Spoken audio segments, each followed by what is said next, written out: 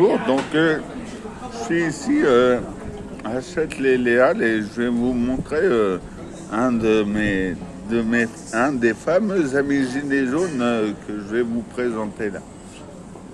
Là, plus propre. Alors, salut Lucas. Salut Pierre-Frédéric. Ça va? Bah oui, ça va bien. Ouais, et donc, alors si on s'est vu aujourd'hui, c'est parce que tu me permets de me présenter dans la 5e circonscription des Français de l'étranger. Tout à fait. Voilà, et toi-même, tu es candidat ici.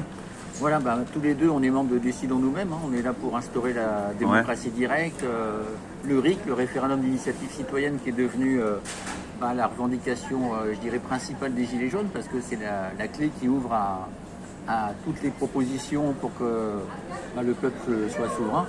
Il y a tellement de choses que les Français veulent en majorité et puis qui sont empêchés par les politiciens. À commencer par le RIC, hein, parce qu'il y a 3/4 des Français qui sont pour le RIC. À la présidentielle, on a eu 3/4 des candidats qui mettaient le RIC dans leur programme. Donc il y avait 12 candidats, il n'y en avait que 3 qui n'avaient pas mis le RIC dans leur programme. C'était Zemmour à droite, c'était Macron au centre et c'était Nathalie Arthaud à gauche. Les 9 autres, ils mettent le RIC dans leur programme. Que ce soit la France Insoumise, que ce soit le RN, que ce soit LR, les écologistes, le Parti socialiste. Mais en fait, quand ils ont des majorités dans des municipalités ou des départements ou des régions, eh ben, ils ne le font pas. Ou alors les propositions de loi au Parlement, ils en font très très peu.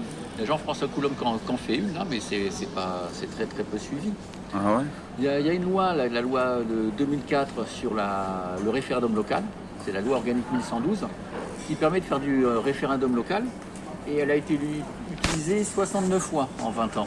Ah, d'accord. On pense qu'il y a 35 500 communes, c'est pas beaucoup, quoi.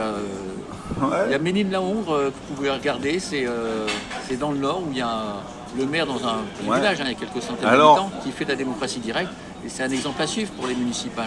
Ouais, attends, excuse-moi, pour que les gens t'identifient bien, je vais montrer un objet iconique de toi, c'est ton appareil photo. Hein. Ah oui, oui. Parce que vraiment tout le monde te reconnaît avec ton appareil photo. Moi, depuis que je suis dans les Maldives, depuis l'acte 2 des Gilets jaunes. Il s'est trouvé par hasard que l'acte 1, c'était un samedi où on présentait le Parti démocratique que j'avais fondé là, en 2018. C'était le 17 novembre 2018 qu'on a fait la présentation publique. Et puis je suis les manifs depuis donc bientôt, on en est à 8 ans. Et ça fait plus de 300 manifs, hein, parce qu'à Paris, il y a toujours des manifs. Des fois, il y en a encore plusieurs parce qu'il y a toujours...